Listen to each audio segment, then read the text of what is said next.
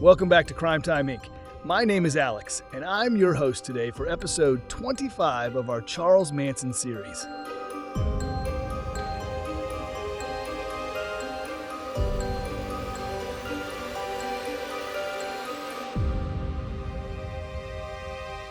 November 1970. The tension in Department 104 of the Los Angeles Superior Court was electric. The trial of Charles Manson and his female followers, Susan Atkins, Patricia Krenwinkel, and Leslie Van Houten, had been underway for months. Prosecutor Vincent Buliosi had meticulously built his case against these defendants, presenting evidence of the savage murders that had terrorized Los Angeles in August 1969. But on this particular day, something extraordinary happened that would change the course of the trial. The defense had officially rested. Then suddenly the three female defendants stood up and shouted that they wanted to testify. This wasn't just a procedural hiccup. It was the explosion of a rift that had been growing between the accused and their own legal counsel. In chambers, away from the jury, the real bombshell dropped. Sadie, Katie, and Leslie, as the women were known in the family, wanted to take the stand and claim that they had planned and committed the murders, and that Charles Manson wasn't involved at all. It was at this critical moment that Ronald Hughes, Leslie Van Houten's attorney, stood up to Manson for the first time. In what would prove to be tragically prophetic words, Hughes declared, "I refuse to take part in any proceeding where I am forced to push a client out the window." This wasn't just legal maneuvering. This was open rebellion against Charles Manson's control. After months of seeming to be little more than an errand boy for Manson, Hughes had drawn a line in the sand. He would not help sacrifice his client to save the cult leader. The legal problems thus created were immense, but basically they came down to the question of which took precedence: the right to effective counsel or the right to testify. Worried that whichever course Older took might be reversible error on appeal, Buliosi suggested he take the matter to the state Supreme Court for a decision. Older, however, decided that even though the attorneys had rested and had advised their clients not to take the stand, the right to testify supersedes any and all other rights. The girls would be permitted to take the stand. Older asked Manson if he also wished to testify. "No," he replied, then after a moment's hesitation added, "That is, not at this time anyway." On returning to open court, Kanarek made a motion to sever Manson so he could be tried separately. Charlie was now attempting to abandon ship while letting the girls sink. After denying the motion, Older had the jury brought in, and Susan Atkins took the stand and was sworn. Her attorney, Day Shin, however, refused to question her, stating that if he asked the questions she'd prepared, they would incriminate her. This created a whole new problem. Returning to chambers, Older remarked, "It is becoming perfectly clear that this entire maneuver by the defense is simply one to wreck the trial. I do not intend to permit this to happen." Shin said he would ask to be relieved as counsel if Older ordered him to question his client. Fitzgerald replied similarly, adding, "As far as I am concerned, it would be sort of aiding and abetting a suicide." The matter was unresolved when court recessed for the day. The following day, Manson surprised everyone by saying that he too wanted to testify. In fact, he wanted to go on the stand before the others. Because of possible Aranda problems, however, it was decided that Manson should first testify outside the presence of the jury. Manson was sworn. Rather than have Kanarek question him, he requested and received permission to make a statement. He spoke for over an hour, delivering a rambling, hypnotic monologue that ranged from self-pity to veiled threats. "These children that come at you with knives," he warned ominously, "they are your children. You taught them. I didn't teach them." Manson presented himself as both martyr and messiah, shifting between personas with unnerving ease. Older asked Manson if he had anything further to say. "I have killed no one, and I have ordered no one to be killed. I may have implied on several different occasions to several different people that I may have been Jesus Christ," he admitted with a twisted smile, "but I haven't decided yet what I am or who I am." At one point, Judge Older told Manson, "You seem to be getting far afield. Older asked him to stick to the issues. The issues? Mr. Buliosi is a hard-driving prosecutor, polished education, a master of words, semantics. He is a genius. He has got everything that every lawyer would want to have except one thing. A case. He doesn't have a case. Were I allowed to defend myself, I could have proven this to you. The evidence in this case is a gun. There was a gun that laid around the ranch. It belonged to everybody. Anybody could have picked that gun up and done anything they wanted to do with it. I don't deny having that gun. That gun has been in my possession many times. Like the rope was there. Sure, he'd bought the rope, Manson admitted, 150 feet of it, because you need rope on a ranch. The leather thong. How many people have ever worn moccasins with leather thongs? The photos of the 7 bodies, 169 stab wounds. They put the hideous bodies on display and they imply, if he gets out, see what will happen to you. Helter Skelter? It means confusion, literally. It doesn't mean any war with anyone. It doesn't mean that some people are going to kill. Helter Skelter is confusion. Confusion is coming down around you fast. If you can't see the confusion coming down around you fast, you can call it what you wish. Conspiracy. Is it a conspiracy that the music is telling the youth to rise up against the establishment because the establishment is rapidly destroying things? Is that a conspiracy? The music speaks to you every day, but you are too deaf, dumb, and blind to even listen to the music. It is not my conspiracy. It is not my music. I hear what it relates. It says rise. It says kill. Why blame it on me? I didn't write the music. Danny DiCarlo, he said that I hate black men, and he said that we thought alike. But actually, all I ever did with Danny DiCarlo or any other human being was reflect him back at himself. If he said he did not like the black man, I would say, okay. So consequently, he would drink another beer and walk off and say, Charlie thinks like I do. But actually, he does not know how Charlie thinks because Charlie has never projected himself. I don't think like you people. You people put importance on your lives.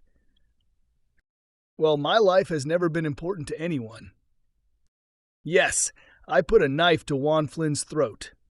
Yes, I told him I felt responsible for all of these killings.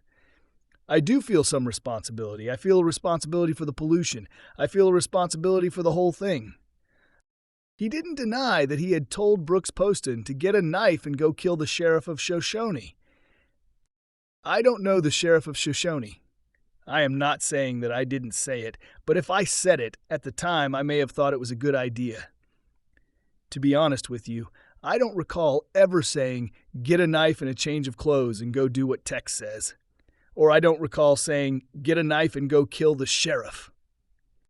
In fact, it makes me mad when someone kills snakes or dogs or cats or horses. I don't even like to eat meat. That is how much I am against killing. I haven't got any guilt about anything because I've never been able to see any wrong. I have always said, do what your love tells you, and I do what my love tells me. Is it my fault that your children do what you do? What about your children? Manson asked angrily, rising slightly in the witness chair as if he were about to spring forward and attack everyone in the courtroom. You say there are just a few? There are many, many more coming in the same direction. They are running in the streets and they are coming right at you. After this performance, something strange happened. As Manson left the stand and passed the defense table, Buliosi overheard him tell the 3 girls, "You don't have to testify now." The implications of that now would hang heavy in the days to come. Court recessed for 10 days to allow attorneys time to prepare jury instructions and closing arguments. Ronald Hughes, tackling his first ever trial, was eager to prepare his argument. He confided to a TV newscaster that he believed he could win an acquittal for Leslie Van Houten. He would never get that chance. When court resumed on November 30th, Hughes was absent. No one knew his whereabouts. The court learned that he had gone camping at Sespe Hot Springs, a rugged area northwest of Los Angeles. There had been floods that weekend. The initial assumption was that Hughes might be stranded. As investigators pieced together his last known movements, they discovered he had gone to Sespe on Friday with 2 teenagers. When it began raining heavily, the teenagers decided to return to Los Angeles, but Hughes opted to stay until Sunday. 3 other youths reported seeing Hughes on Saturday morning. He was alone, but appeared in good spirits, neither ill nor in danger. He was on high ground away from the flood areas. And then, nothing. Ronald Hughes simply vanished. Days passed with no sign of him. His abandoned Volkswagen was found with court transcripts inside, but other papers he was known to have had, including a secret psychiatric report on Leslie Van Houten, were missing. By December 6th, Paul Fitzgerald, another defense attorney in the case, told reporters grimly, "I think Ron is dead." Was this just a tragic accident or something far more sinister? We'll find out more after this quick break. The rumors began immediately. The most persistent one: Hughes had been murdered by the Manson family. Consider the timing. Hughes had just openly defied Manson for the first time, refusing to allow his client to sacrifice herself for Charlie.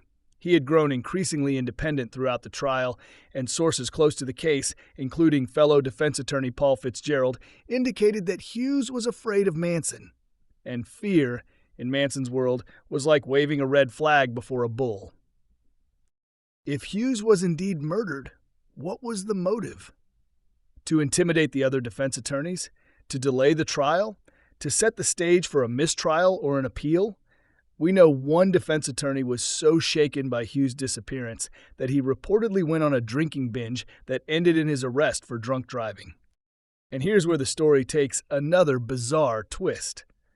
On December 2nd, just 4 days after Hughes was last seen alive, 2 high-ranking Manson family members, Bruce Davis and Nancy Pittman, voluntarily surrendered to police after months on the run. Davis had been linked to other murders in the Manson orbit and had evaded capture for over 7 months. Why would these fugitives suddenly turn themselves in? Prosecutor Buliosi couldn't shake the feeling that these 2 events, Hughes' disappearance and the fugitives' surprise surrender, might somehow be connected. The Tate LaBianca trial continued without Hughes. Judge Older appointed Maxwell Keith as co-counsel for Leslie Van Houten. Unlike Hughes, Keith was described as quiet, conservative, and completely professional. From the start, it was clear he would be representing his client, not Manson. Sensing this, Manson demanded that all defense attorneys be dismissed, claiming, "They aren't our lawyers, they won't listen to us." He also demanded the case be reopened so they could put on a defense with 21 witnesses waiting to testify. Both requests were denied. The search for Ronald Hughes was officially suspended on December 12, 1970. On December 18, 3 days before the Tate LaBianca trial reconvened, the Los Angeles County Grand Jury indicted Steve Grogan, a.k.a. Clem, Lynette Fromm, a.k.a. Squeaky, Ruth Ann Morehouse, a.k.a. Weish, Catherine Scher, a.k.a. Gypsy, and Dennis Rice on charges of conspiracy to prevent and dissuade a witness, Barbara Hoyt, from attending a trial. 3 other charges, including conspiracy to commit murder, were dismissed by Judge Choate on a 995 motion by the defense. Although most of the people involved, including the family members, had presumed that an overdose of LSD could be fatal, the medical experts testified that there was no known case of anyone's dying from this cause. There were many cases, however, where LSD had resulted in death from misperception of surroundings. For example, a person convinced he could fly, stepping out the window of a tall building. Buliosi thought of Barbara. Running through the traffic in downtown Honolulu. That she hadn't been killed was no thanks to the family. The result, however, was that despite the best efforts of the LaBianca detectives, the DA's office had a very weak case. Pending trial, 4 of the 5 were released on bail. They immediately returned to the corner outside the Hall of Justice, where they would remain, on and off, during most of the remainder of the trial. Since Weish, who had given Barbara the LSD-laden hamburger, was nearly 9 months pregnant, Judge Choate released her. She promptly fled the state. Nancy Pittman, who had been arrested with Davis, was freed on the forgery charge. She was rearrested a few weeks later while trying to pass Manson a tab of LSD in the visitor's room at the county jail. After serving 30 days, she was again freed to rejoin the group on the corner and subsequently to become involved in still another murder. The Los Angeles County Courthouse was buzzing with tension as the Tate LaBianca murder trial reconvened after a brief recess. Vincent Buliosi, the prosecutor who had spent months building an airtight case against Charles Manson and his followers, was about to deliver what he hoped would be the nail in the coffin, his opening argument. But Manson and his co-defendants had other plans. The moment court began, pandemonium erupted. Manson threw a paperclip directly at Judge Charles Older. The three women defendants, Susan Atkins, Patricia Krenwinkel, and Leslie Van Houten, began shouting accusations, claiming the judge was responsible for the mysterious disappearance of their attorney, Ronald Hughes. This wasn't spontaneous outrage. This was calculated disruption designed to generate headlines and derail the proceedings, and it worked for a moment. Judge Older had seen enough.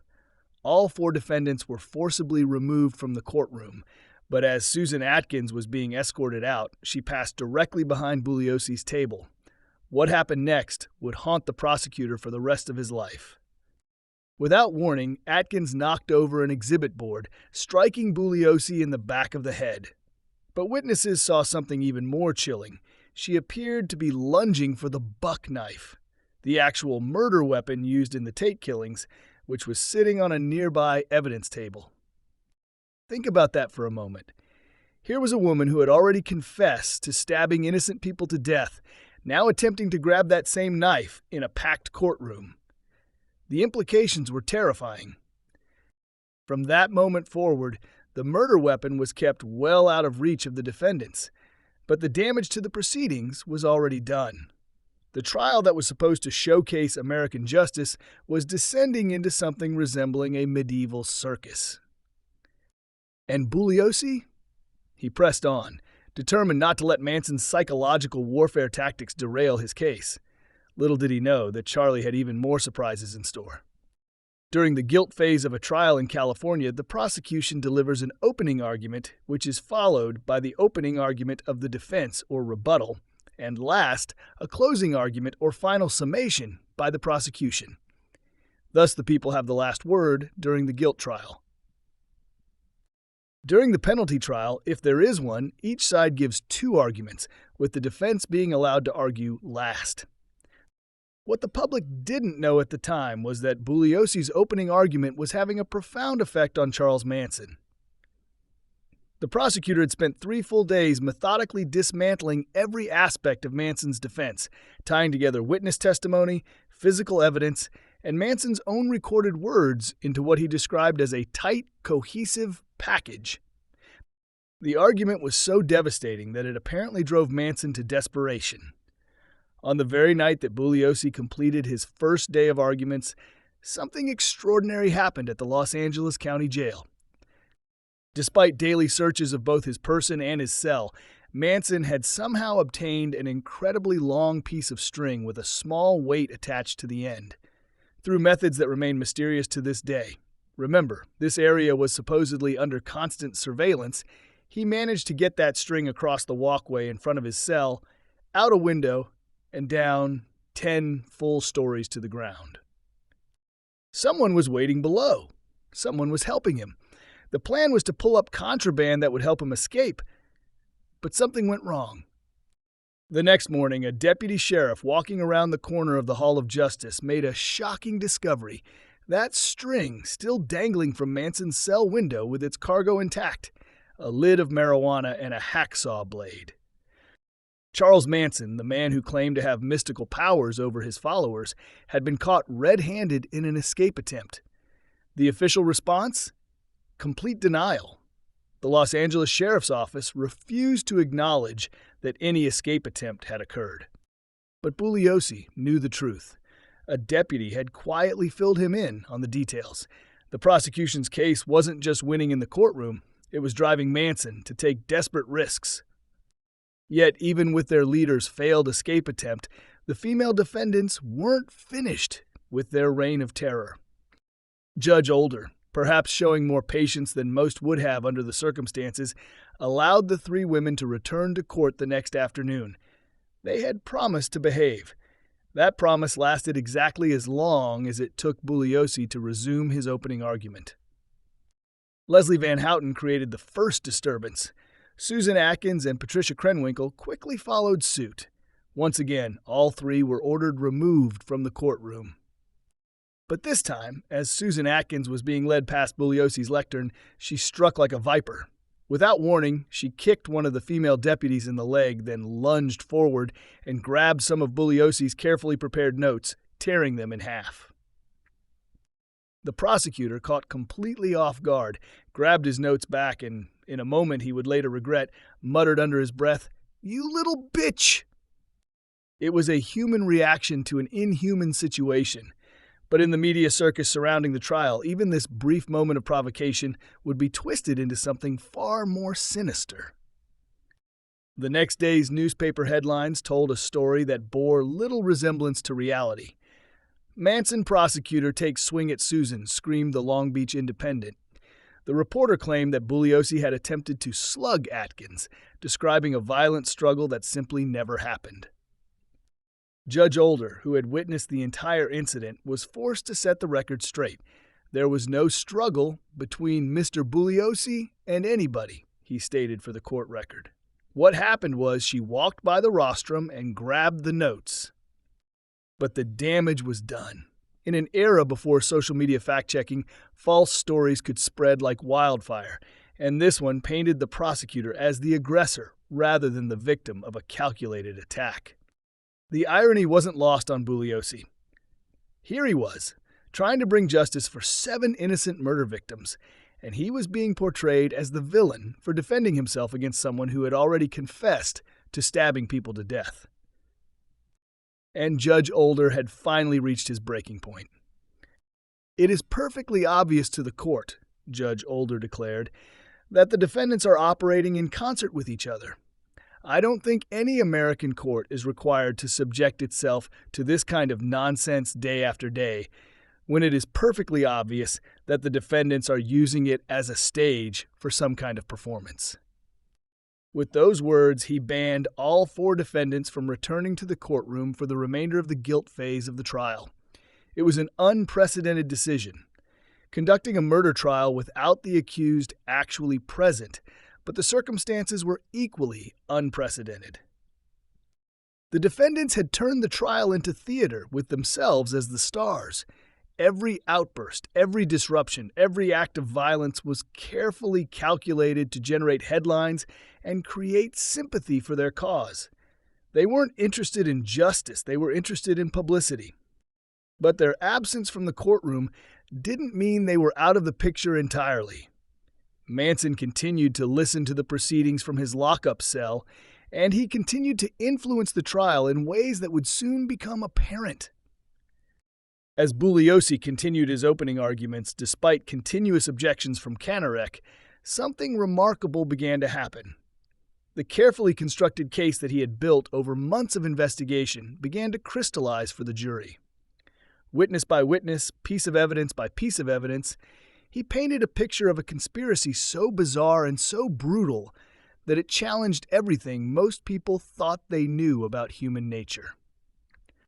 He spoke of Charles Manson's twisted interpretation of Beatles songs, his apocalyptic vision of a race war called Helter, Skelter, and his hypnotic control over young people who were willing to kill for him. He detailed the horrific murders at the Tate residence and the La Bianca home, using the actual words of the killers themselves, taken from their own confessions. Buliosi had hoped to finish his argument before court recessed for the Christmas holiday, but Kanarek's multitudinous objections prevented him doing so. The feelings of the jurors at being sequestered over Christmas were exemplified by one who hung up the hotel menu and wrote, "Bah humbug," across it. Though they were permitted family visits and special parties had been arranged at the Ambassador, it was for most a miserable time. None had anticipated being away from home this long. Many were worried whether they would still have their jobs when the trial ended. And no one, including the judge, would even venture a guess when that might be. On weekends, both jurors and alternates, always accompanied by 2 male and 2 female deputies, had taken trips to such places as Disneyland, the movie studios, the San Diego Zoo, many probably seeing more of Southern California than they had in the whole of their lives. They had dinner at restaurants all over Los Angeles. They went bowling, swimming, even nightclubbing. But this was only partial compensation for their long ordeal. To keep up morale, the bailiffs exhibited considerable ingenuity. For example, though the trial was perhaps the most widely publicized in history, there were days when most of the action took place in chambers and newsmen could find little to report. At such times, Bailiff Bill Murray often cut huge sections out of the newspapers just to make the jurors think they were still in the headlines. But the strain was getting to them. Older people, for the most part, they were set in their ways. Inevitably, arguments broke out, factions developed. One temperamental male juror slapped Bailiff Ann Orr one night when, against his wishes, she changed channels on the communal TV. Often Murray and Orr sat up to 4 or 5 a.m. listening to a juror's complaints.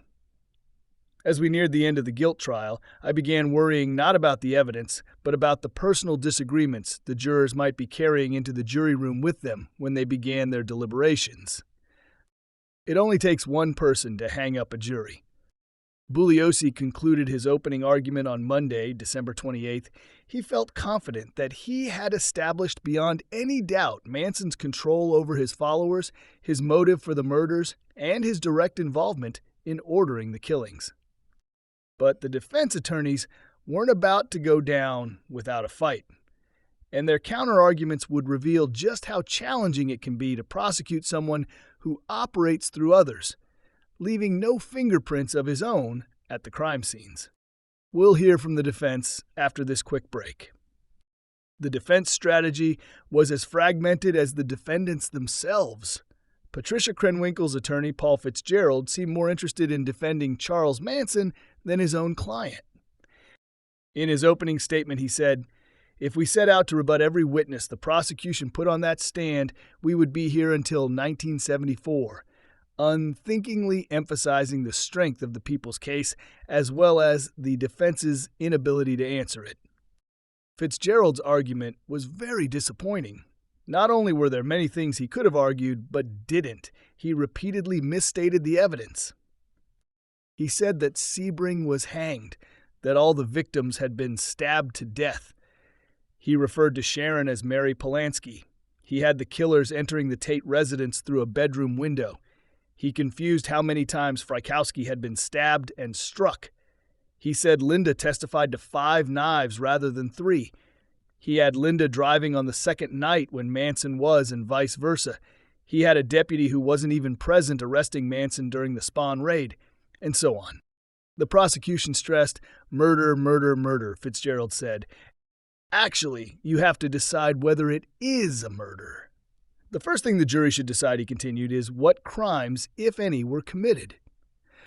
Now, a .22 caliber pistol, it strikes me, is a classically inefficient way to kill somebody. It obviously does not make sense to hang anybody. If you were a mastermind criminal, if you had absolute power over the minds and bodies of bootlicking slaves as they were referred to, would you send women out to do a man's job? Women, ladies and gentlemen, are life givers. They make love, they get pregnant, they deliver babies. They are life givers, not takers away. Women are adverse to violence. Only a small portion of Fitzgerald's argument was devoted to the evidence against his client, and rebuttal it was not. He said that there is doubt as to whether or not that fingerprint found at the Tate residence belongs to Patricia Krenwinkel.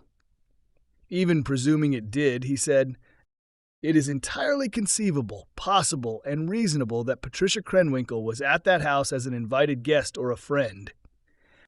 As for Krenwinkel's so-called confession to Diane Lake, that she dragged Abigail Folger from the bedroom to the living room, that wasn't a confession at all, Fitzgerald said. She didn't say when this occurred or where. Maybe it took place in San Francisco in 1967. Fitzgerald did spend a great deal of time trying to destroy the credibility of Linda Kasabian. In Buliosi's argument, he had remarked, Linda Kasabian was on that witness stand, ladies and gentlemen, for 18 days, and extraordinarily long period of time for any witness to testify in any case. I think you will agree with me that during those 18 days, Linda Kasabian and the truth were companions. Fitzgerald challenged this, but he was unable to cite a single discrepancy in her account. However, the greater portion of his argument dealt with the case against Charles Manson. All the testimony regarding Manson's philosophy proved, Fitzgerald said, was that he is some sort of right-wing hippie. Manson. Fitzgerald ended his argument with a long, impassionated plea, not for his client Patricia Krenwinkel, but for Charles Manson. There was, he concluded, insufficient evidence against Manson. Not once did he say that there was insufficient evidence against Patricia Krenwinkel. Nor did he even ask the jury to come back with a not guilty verdict for his client.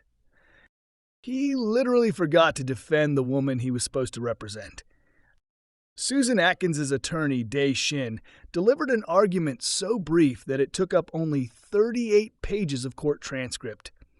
His main strategy seemed to be attacking the credibility of the prosecution's witnesses, asking the jury questions like, "How would you like to have Danny DiCarlo for your son-in-law regarding his criminal background? Would you invite Virginia Graham to your house for Christmas? You would have to hide the silverware." Shin's entire argument took only 38 pages of transcript. Irving Kanarek, representing Charles Manson himself, would turn the courtroom into his own personal stage for over a week. Kanarek's argument consumed 1,182 pages of transcript, more than 30 times longer than some of his co-counsel's presentations. For 7 grueling days, he subjected the jury to what Judge Older would later describe as approaching a filibuster rather than an argument. His strategy was simple but effective. Create doubt by any means necessary. He pounded away at 2 central themes, that Charles Tex Watson was the real mastermind behind the murders, and that the prosecution's key witness, Linda Kasabian, had fabricated her testimony out of love for Watson. "Love of a girl for a boy," Kanarek proclaimed, suggesting that the simplest explanation for the murders was romantic jealousy rather than Manson's elaborate conspiracy. Day after day, he droned on, raising question after question. If Manson wanted to start a race war, why did the killing stop after just 2 nights? Why didn't the prosecution bring in every person Linda Kasabian claimed to have encountered? How could a wallet found in a toilet tank possibly ignite racial conflict? The jury was growing restless. So restless, in fact, that they sent a note to the bailiff requesting no-dos for themselves and sleeping pills for Kanarek. Kanarek finished with, "Charles Manson is not guilty of any crime." Several times during Kanarek's argument, Manson had interrupted with remarks from the lockup. Once he shouted, loud enough for the jury to hear, "Why don't you sit down? You're just making things worse." But perhaps the most revealing moment of the entire trial came during a brief conversation between Buliosi and Charles Manson himself. The prosecutor had initially refused several requests from Manson to meet privately, but curiosity eventually got the better of him. What Manson revealed in that conversation was chilling in its honesty. "I've screwed girls that would make these 3 look like boys," Manson boasted, referring to his female co-defendants. "I'm a very selfish guy. I don't give a fuck for these girls. I'm only out for myself." When Buliosi asked why the women would be willing to follow him anywhere, even to the gas chamber, Manson's response was brutally simple. "Because I tell them the truth. Other guys bullshit them and say, 'I love you and only you' and all that baloney. I'm honest with them. I tell them I'm the most selfish guy in the world, and I am." Think about that psychological manipulation for a moment.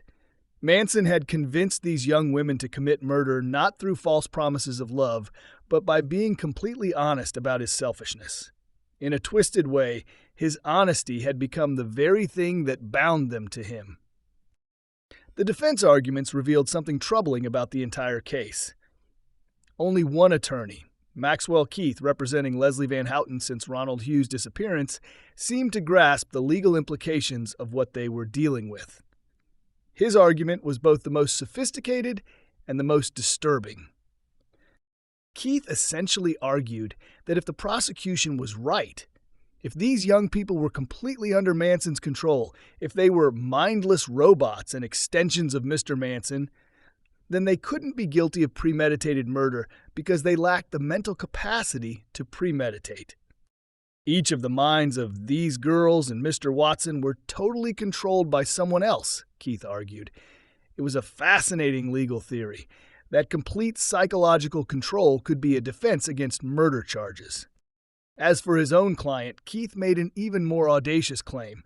Even if Leslie Van Houten had done everything the prosecution alleged, he argued, she had committed no crime because she had only stabbed someone who was already dead.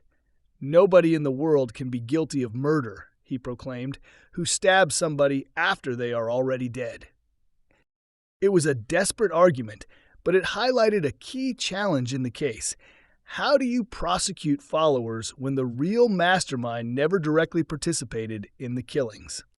Vincent Buliosi's final argument was his chance to tie everything together, to answer every question the defense had raised, and to ensure that justice would finally be served for Sharon Tate, Jay Sebring, Abigail Folger, Wojciech Frykowski, Stephen Parent, Leno LaBianca, and Rosemary LaBianca. He methodically dismantled each defense argument, pointing out factual errors and logical inconsistencies. When Fitzgerald suggested that Manson would have sent men rather than women to commit the murders, Buliosi shot back.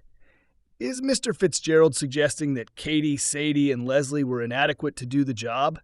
Isn't Mr. Fitzgerald satisfied with their handiwork? Fitzgerald had also contended that perhaps Linda planted the bloody clothing a few days before it was found. Buliosi reminded the jury that Linda was returned to California on December 2nd in custody, and that the clothing was found on December 15th.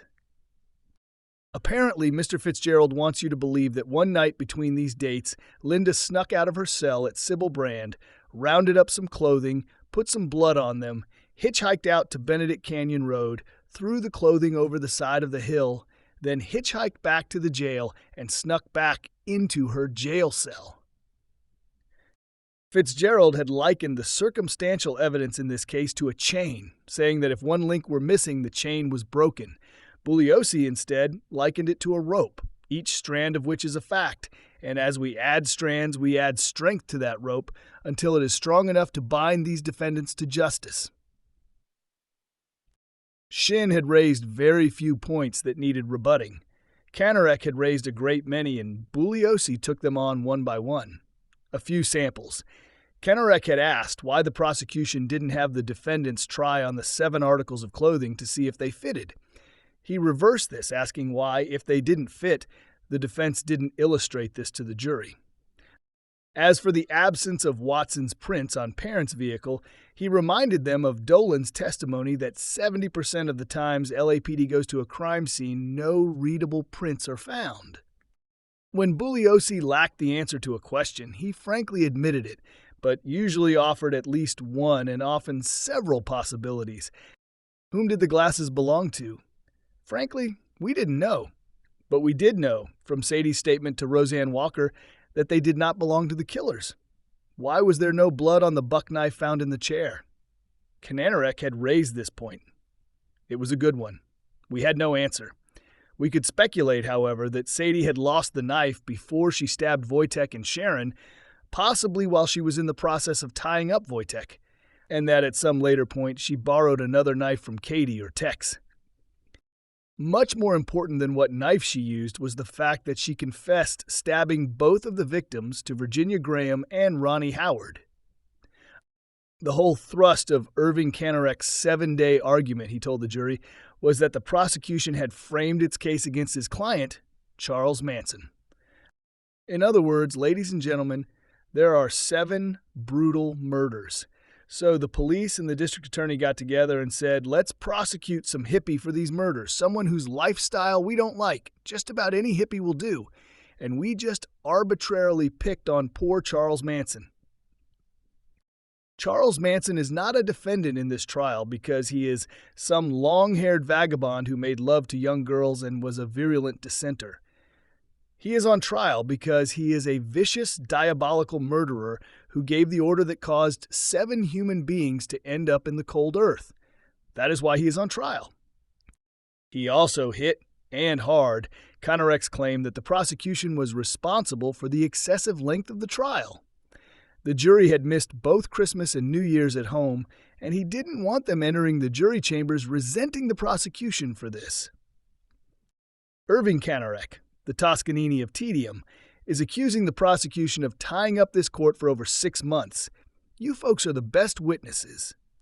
Every single solitary witness that the prosecution called to the stand was asked brief questions directly to the point. The witnesses were on that stand day after day after day on cross-examination, not on direct examination. As for Maxwell Keith, he did everything possible for his client, Leslie Van Houten, Buliosi said. He gave his best.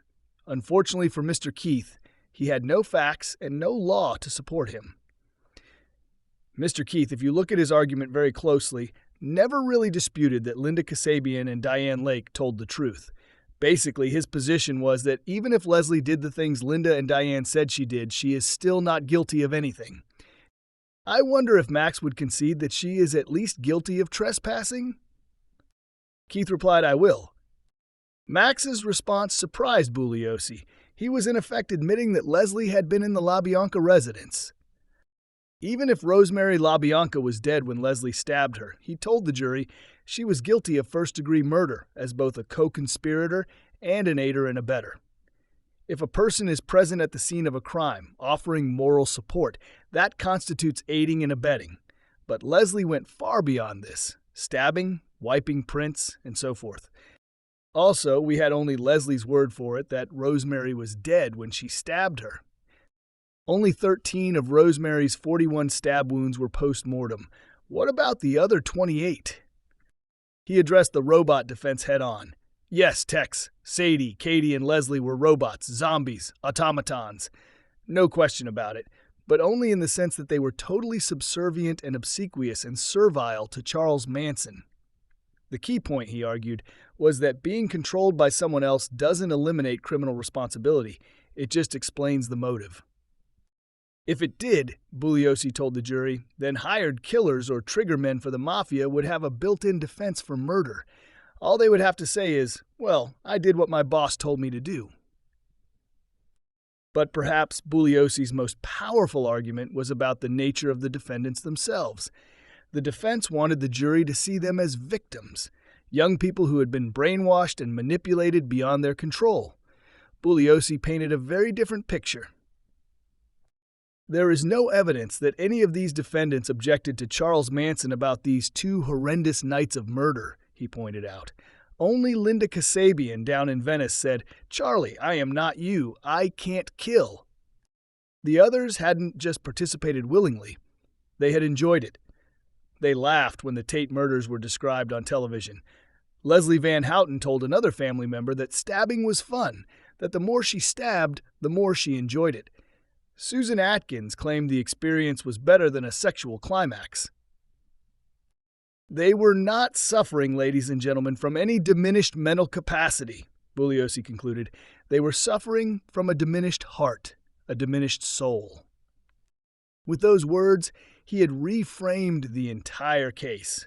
This wasn't about brainwashing or mind control. This was about people who had chosen evil, who had embraced violence, and who had shown no remorse for their actions. Buliosi spent the rest of the afternoon reviewing the eyewitness testimony of Linda Kasabian. Among the instructions Judge Older was going to give the jury was one regarding the testimony of an accomplice. Both Fitzgerald and Kanarek had read the start of it. The testimony of an accomplice ought to be viewed with distrust. They stopped there, however. Buliosi read the jury the rest. This does not mean that you may arbitrarily disregard such testimony, but you should give it the weight to which you find it to be entitled after examining it with care and caution in the light of all the evidence in this case. He then took the evidence of other witnesses, totally independent of Linda Kasabian, and showed how it confirmed or supported her testimony. Linda testified that Watson shot Parent 4 times. Dr. Noguchi testified that Parent was shot 4 times. Linda testified that Parent slumped over toward the passenger side. The police photographs show Parent slumped over toward the passenger side. Linda testified that Watson slit the screen horizontally. Officer Weisenhunt testified that the screen was slit horizontally. For the night of the Tate murders alone, he noted 45 instances where other evidence confirmed Linda's account. He concluded, "Ladies and gentlemen, the fingerprint evidence, the firearms evidence, the confessions, and all of the other evidence would convince the world's leading skeptic that Linda Kasabian was telling the truth." He then cited every single piece of evidence against each of the defendants, starting with the girls and ending with Manson himself. He also noted that there were 238 references in the transcript to Manson's domination over the daily lives of his family and his co-defendants. The inference that he must have also been dominating and directing them on the 2 nights of murder was unmistakable, he pointed out. During the trial, the evidence of Helter Skelter had come in piece by piece from the mouths of many witnesses. He assembled those pieces now in one devastating package. Very forcefully and convincingly, he proved that Helter Skelter was the motive for these murders and that motive belonged to Charles Manson and Charles Manson alone. He argued that when the words Helter Skelter were found printed in blood, it was like finding Manson's fingerprints at the scene. He ended his summation on a very powerful note. Charles Manson, ladies and gentlemen, said that he had the power to give life. On the nights of the Tate LaBianca murders, he thought he had the concomitant right to take life. He never had the right, but he did it anyway. On the hot summer night of August the 8th, 1969, Charles Manson, the Mephistophelian guru who raped and bastardized the minds of all those who gave themselves so totally to him, sent out from the fires of hell at Spawn Ranch 3 heartless, bloodthirsty robots, and unfortunately for him, 1 human being, the little hippie girl, Linda Kasabian. The photographs of the victims show how very well Watson, Atkins, and Krenwinkel carried out their master Charles Manson's mission of murder. What resulted was perhaps the most inhuman, nightmarish, horror-filled hour of savage murder and human slaughter in the recorded annals of crime. As the helpless, defenseless victims begged and screamed out into the night for their lives, their lifeblood gushed out of their bodies, forming rivers of gore. If they could have, I am sure that Watson, Atkins, and Krenwinkel would gladly have swam in that river of blood and with orgasmic ecstasy on their faces. Susan Atkins, the vampira, actually tasted Sharon Tate's blood. The very next night, Leslie Van Houten joined the group of murderers, and it was poor Leno and Rosemary LaBianca who were brutally butchered to death to satisfy Charles Manson's homicidal madness. The prosecution put on a monumental amount of evidence against these defendants, much of it scientific, all of it conclusively proving that these defendants committed these murders. Based on the evidence that came from that witness stand, not only isn't there any reasonable doubt of their guilt, which is our only burden, there is absolutely no doubt whatsoever of their guilt. Ladies and gentlemen, the prosecution did its job in gathering and presenting the evidence. The witnesses did their job by taking that witness stand and testifying under oath. Now you are the last link in the chain of justice. Buliosi then came to the end of his argument with what the newspapers would call the roll call of the dead. After each name he paused so the jurors could recall the person. Ladies and gentlemen of the jury, Sharon Tate, Abigail Folger, Jay Sebring, Wojtek Frykowski, Stephen Parent, Leno LaBianca, and Rosemary LaBianca are not here with us now in this courtroom, but from their graves they cry out for justice. Justice can only be served by you coming back to this courtroom with a verdict of guilty. Gathering up his notes, he thanked the jury for the patience and attention they had shown throughout the proceedings.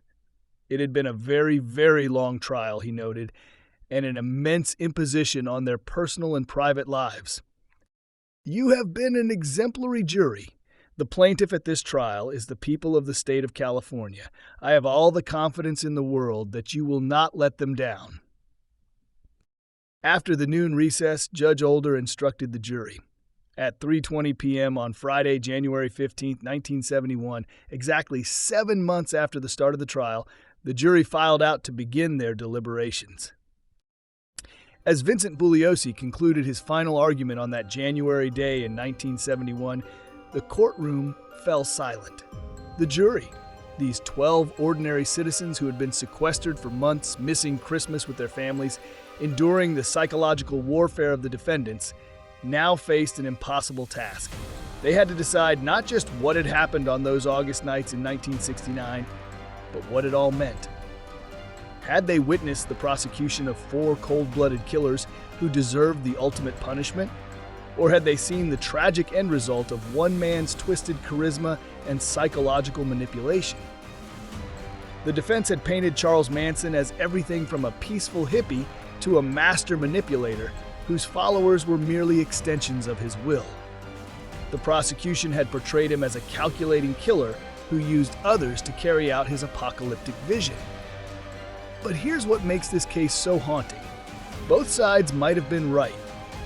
As the jury retired to deliberate, one question hung in the air like smoke from the California wildfires. A question that would determine not just the fate of 4 defendants, but how society itself would grapple with the nature of evil, influence, and personal responsibility. The answer they would give would shock the nation and change the course of American criminal justice forever. But that's a story for next time, when we'll discover what happens when a jury holds the power of life and death over the most notorious killers in American history. Because the verdict? Well, that's when things got really interesting. After this quick break, we'll hear from Simon and Tom and get their expert analysis on this part of the trial of the century. Thanks very much, Alex. I'm not so sure about this expert analysis, but we shall do our best. Hi, Tom. How are you? I'm very well, Simon. I'm very well. I thoroughly enjoyed episode 25. Well done again, Alex. I have to say, though, Simon, this is starting to annoy me. This trial is starting to annoy me because it's very clear that the judge has lost control of this. And I was thinking about some of your stories about your old sheriff, Irvin Smith, and thinking, would he have tolerated this kind of circus in a court? There's no chance. When I think of the judges, the High Court judges, Wheatley, people like that, there was no chance. I think people sometimes forget that the role of the judge is to advise the jury and keep the jury right, to watch the evidential thing, to decide on the penalty at the end, although that's different in the American system too. It's also to run the trial, to keep the court moving and to keep the programme of the court moving so it does not descend into a farce. And this, I'm afraid, has descended into a farce. And I didn't have any advanced knowledge, but I knew that eventually at the end, all these accused would want to testify on their own behalf. Yeah. Because it's a performance and they want their time in the centre stage. I expected Charlie Manson to want to testify. In fact, I said to you, I'd be very surprised if he didn't, given his monstrous ego. But to be allowed to testify or to make a statement without cross-examination, just to the judge without the jury, I think it's irregular. How did he get away with that? For a whole lot of reasons, I'm beginning to doubt that the judge is actually up to the job. He has not been managing this at all. It's interesting, Tom, for you and I, because I'm getting annoyed as well, but that's because of the system we came from. And it made me think about that. From the minute I joined the police, went to college, learned a bit of law, and then got on the streets, it was always emphasised that going to court was a very particular part, even a recognition, your statement that you were making, any communications with the fiscal service, that was sacrosanct. And going to court, your first time in court was a big day. You were prepped for it, and your colleague, hopefully you would have a senior cop with you that would tutor you about the use of your notebook. There was a real deference in the court, not to the people specifically, to the system, to the court, even the defence. And all the solicitors understood it, the clerks of the court understood it, the cops who were part of the court system, the court cops, witness management, from the minute you checked in. And that's including the sheriff court, but much more so at the High Court, which we'll speak about later. I was under no illusion that I was being scrutinised, that I was representing the police. On my own, I was representing Strathclyde Police, which you may not think was an onerous task, but I took it as so. And every word that came out of my mouth reflected on me, my job, the force, and the police in general. And everybody I knew, nobody took it lightly. Woe betide, you were really in serious trouble. I've spoken about Irvin Smith, who was the sheriff in Rothesay, Greenock in Glasgow, very famous because he was so hard. But he was hard on the police as well. He demanded the highest standards. The role of the judge is to make sure that any evidence led in his court is robust, legal, corroborated, and that it's led properly, and that the defence are given proper opportunity to question it, and that nobody supersedes that position or takes the mickey, and everybody works within a framework, a legal framework, and a special atmosphere in our courts. I've been in England a few times, and it's the same. Maybe you can talk about it over in the States, because the rumour has it that you've worked with the FBI over there. I know you're a bit shy about mentioning it, though. I don't like to talk about it. But yeah, listen, I absolutely agree with you. But here we have a scenario where clearly the judge has lost control of the court. They allow one of the accused, one of the girls, to brush past Buliosi. Yes. And there's a controversy about Buliosi trying to hit her. How did she get into a position where she was allowed to do that? Then there's where the judge allows Kanarek, this man who's attempting to pervert the course of justice throughout. That's what he's trying to do. Yeah. I mean, he's dressing it up as defending Charlie, but he's actually attempting to pervert the course of justice. They allow him to talk for a week. Yeah, for a 7 week. days. I mean, apart from anything else, the judge should have considered the effect that was going to have on the jury. But he's not running a good court, he's not running a safe court, and he's not running a court which is well balanced and professional. That's my view. Absolutely right, Tom. This is a long episode, the court case, and it's full of these things going on all the time. And it's obvious that there is none of that control you're talking about. Then the defence lawyers start to talk, and they're all over the place. The only saving grace for me is that it seems every time the defence open their mouths, any of them, they help the prosecution. There doesn't seem to be any defence strategy at all. No, they're all fighting for themselves. I think this trial reminds me of a pot that's boiling, and eventually it boils over. And here in the latter stages of the trial, we're seeing that. We're seeing the pot boiling over, and all sorts of irregular behaviour going on, and very odd behaviour. Even Ronald Hughes, one of the defence agents, going missing inexplicably in very odd circumstances. If you're a defence agent in the middle of a trial like this, the trial of a lifetime, do you go away camping in some wild place and taking all your case papers with you? And take the papers with you, yeah. It's very, very odd. It really is. The whole thing is odd. And I see this whole trial, now the wheels are coming off this, and it's boiling over, and the judge is not controlling it.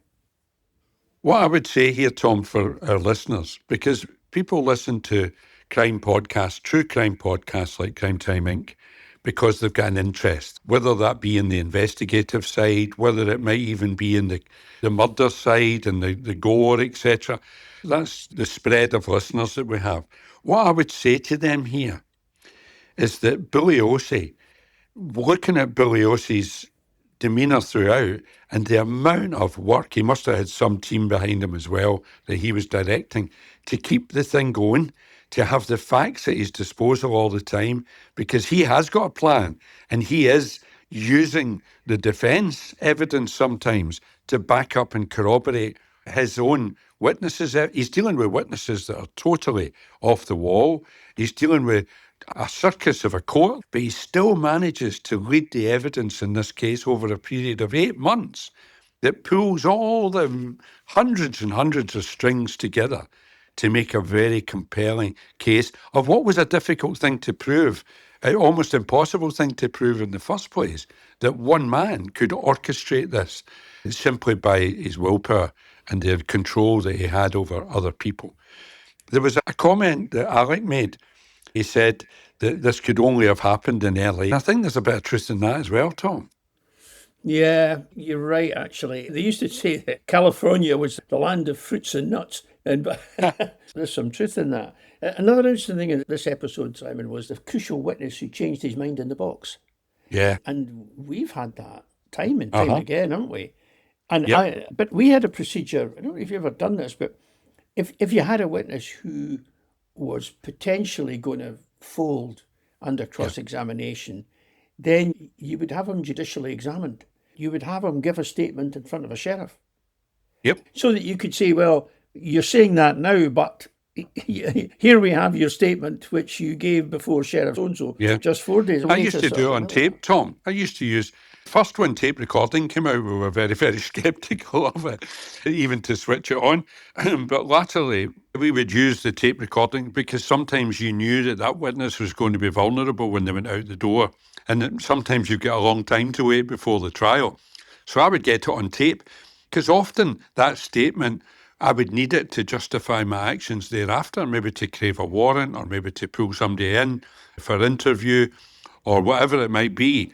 I would need the evidence of that statement rather than just put it in my notebook and get a signature or whatever. I'd stick it on tape and it was always there that the court in future or anybody could hear that it was real.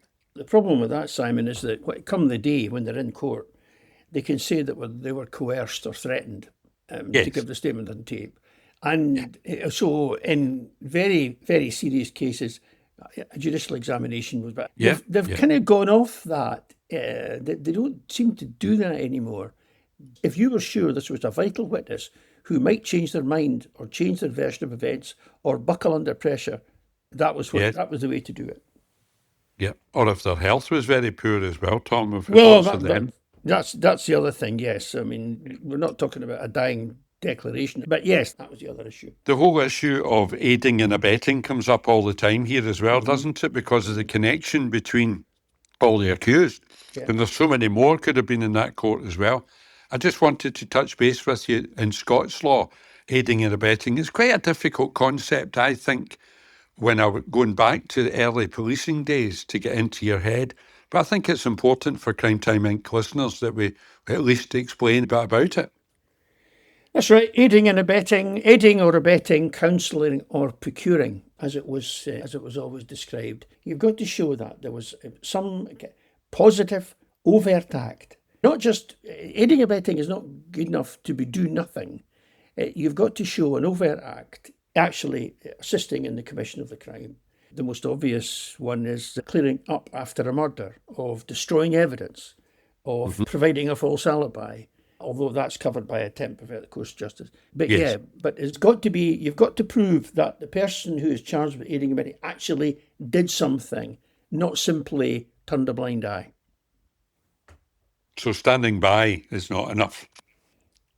No, standing by is not enough. In some jurisdictions, it is. In some of the European jurisdictions, I think in France, if you fail to give assistance to someone, you can actually be brought before a court. I think it's a good idea. But in some jurisdictions, you certainly can. So a 7-day sum up, that's more than a week, Tom, because there would be Monday to Friday and then it would be Monday, Tuesday or the following week. That's the thing. And that's what I mean about the defence tactics. Anybody in their right mind would know there's no way a jury is going to listen to you for 7 days and make sense of it. The summing up in the prosecution, I think, was 32 pages or something like that. It was quite succinct. And I would think the defence would have been trying to do the same, but there was no tactics here. Everybody's just playing to the cameras, really, aren't they? Kanarek is obviously a one-trick pony. Obviously, all he does is obfuscate. All he does is throw objection after objection, hoping that somehow a spanner will drop into the works. And it's very clear, throughout the course of this trial, that's all he's ever done. He makes so many objections, he just throws so much mud, he just hopes that a little bit sticks. That's his tactic. It's always been, but as I've said before, he has been aided and abetted by the judge in this case, who has allowed him to do it. Tom, I said this was a long episode. I must stress to our listeners that maybe haven't listened to it. They're listening to you and I and haven't listened to the episodes. This really goes for the whole Ep.25 that we now have. The same as Buliosi pulled it all together incredibly over that period of time with determination. He must have been 24/7. What a life's work it was to do it. Alec has done much the same here. He's brought it to life over these 25 episodes succinctly and choreographed it so that it runs in an order that's understandable. He breaks it right down. I think he's done a fantastic job. And I would encourage anyone to go back, because we're talking here about the three females standing up and they all decide to change their stories and blame someone else. We're talking about Manson himself kicking off in the court. We're talking about the defence lawyer's disappearance. I could go on and on. All this performance in the court, even Manson's escape bid from the prison, which is a bit strange as well. All of these things feed into that narrative about just how important this trial turned out to be moving forward with American law thereafter. And right at the end of 25, we have the roll call of the dead.